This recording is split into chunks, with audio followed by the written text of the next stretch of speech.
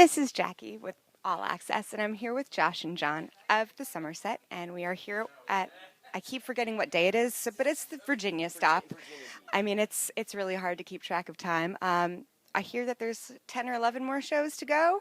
Yeah, we got like 10 more shows. It feels like the whole tour kind of flew by, and now we're about to do a 10 in a row day stretch. So as we reach about day 5, everyone in the bands just kind of start drinking a lot more. That's kind of like how I feel like that's how people deal with it. I was gonna say, with that big of a chunk without a day off, You start losing your mind. Yeah, I'm actually physically here, but mentally elsewhere in a couple states. I'm like on a beach in like the Caribbean right now, but I'm on Warped Tour on this comfy couch that I want to fall asleep on right now. yeah, that seems pretty good too. So it's good that you guys are able to find sort of outlets as long as you're safe and responsible. Yes. You know, when things get very happy outlets when things get monotonous. I myself am still in recovery from the AP awards. They were great. What was your favorite performance? 21 Pilots. Those guys crush it. I love them. So those are my boys. You? Yeah, I'd say 21 Pilots. It's the first time I've ever seen them live. We've kind of known them like a little bit throughout the years, and when they started crowd surfing a drum set, that was kind of the moment where I realized, all right, this is the best set of the night. What was Ice-T's band? What was that called? Ice-T and Body Count. Yeah. So they obviously have the classic hit that we all know, talk shit, get shot. So very positive message out there for the children. They didn't play Cop Killer. Did they not play a cop? I mean, I was I was literally just like the entire time with the amount of just graphic words said that I don't even feel comfortable saying. I can't do it, especially in front of a camera. Well, I feel bad for whoever had to work the beeper or the sound out button on that entire award show because there's no way one person could have taken out all the swear words. It's true. Your coworker, your bandmate Jess, was nominated for Best Drummer. I would also agree that 21 Pilots puts on a great show. What else do you do on Warp to make sure that you stand out in a crowd? I think the most important thing for us is understanding that we get to play 40 shows or so on this tour, but these kids get to come to one date and they take off work. You know, they drive 8 hours through the night, sometimes go to multiple shows just to catch your set. So I think it's like for us, it's not necessarily just to stand out, but just to do our fans right and do these people who like drive all night to come see us is just to put on the best show we can, because you know these kids only get to see it once. We get to do it 40 times, but we got to remember that like we are here for this one moment for some of these kids, and we just want to put on the best show possible. Yeah, and I believe our songs speak for themselves when it comes to standing out and being an individual and being different. I think, and I'm not suggesting that other bands sound similar or not, but I think, you know, your music is why everyone's here, and if your music isn't making a statement about who you are, then, you know, what else is important? Well said. Boom, just said it for you. So you guys brought out a special edition B-Sides. Tell me a little bit about that and why you decided to bring it out around Warped Tour time. Yeah, we're like wrapping up our cycle right now, so we thought it'd be cool at the end of the cycle to kind of bring back some songs that were the first songs we wrote for the record. So just for us personally, it's cool to look back and see where the record started, and now a year and a half later that the songs are out, see where the record kind of ended. So it was just a fun little thing to do for Warped Tour. We wanted to give.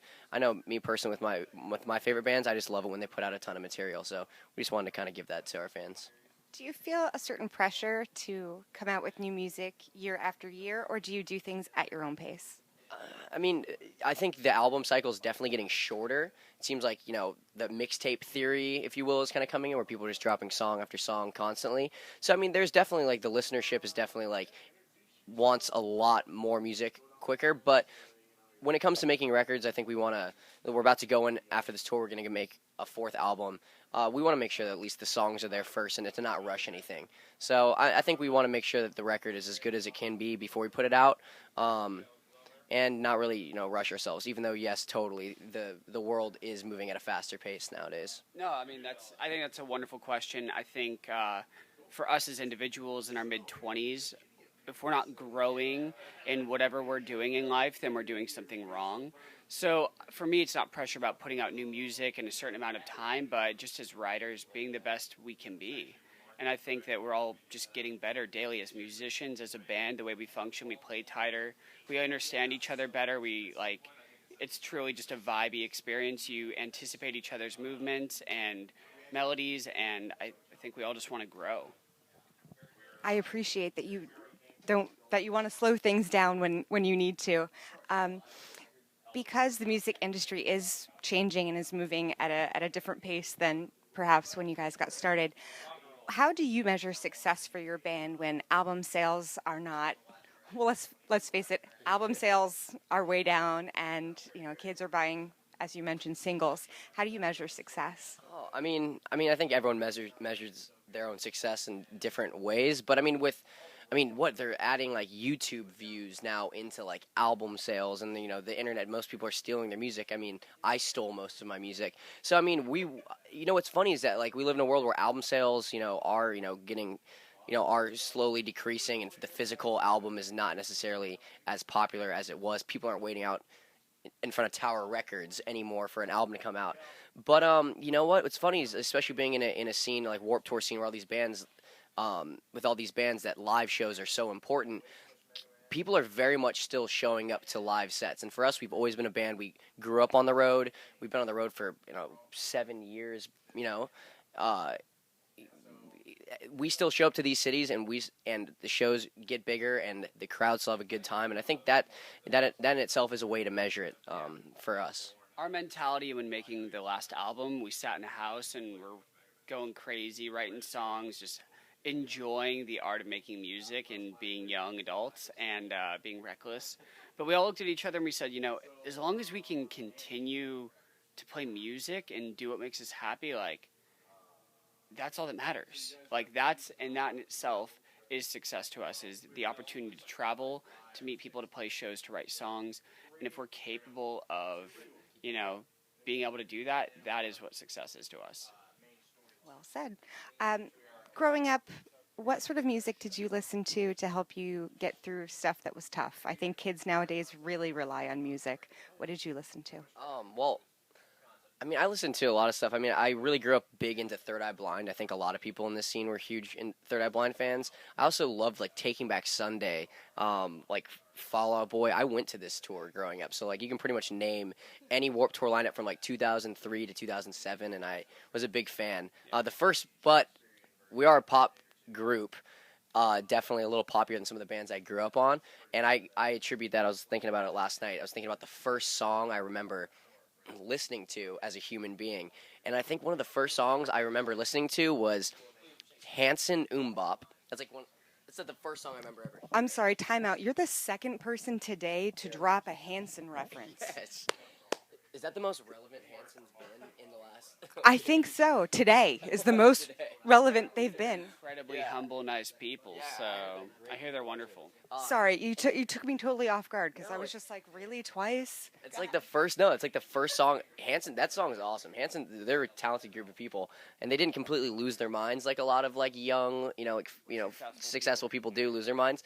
So it's either Bop is like one of my first songs I remember hearing, and Ace of Base, I Saw the Sign or whatever that song's called. I saw the sign. So that's like, again, great song, yeah. Yeah, so a mixture of Warped Tour and then just like ultra super pop stuff I've always been a fan of. You grow up, you go through different phases of music and different phases of life. As a young child, I grew up listening to Earth, Wind and Fire, Chicago, the Doobie Brothers, the Beatles, and then it turned into obviously the 90s and early 2000s. You have Everclear, Matchbox 20, Third Eye Blind. Those were like what I learned guitar listening to. Those are my nostalgia albums. And then it turned into Warped Tour. And my first Warped Tour, I was like 12 or 13, and I paid one of the Krishna dudes, I bought his book to sneak me backstage and saw the Dropkick Murphys and was like, hey, take me on stage with you. And that changed my whole, I was just like, and I thought about my band at that age and how am I ever going to write a song that sounds that big? Like, it's impossible. And now we're on our third Warped Tour. So what's up next after Warped Tour? You did mention time for new music. Yeah, that's our focus. We have like some overseas stuff. We were doing something in the Philippines. We're doing some stuff with a group called Tonight Alive over in overseas in the UK. But the focus is new music. We want to make a new record. Time for some new music. Stay tuned for much more from the Somerset. This is Jackie. Thanks to All Access and In the Key of Change.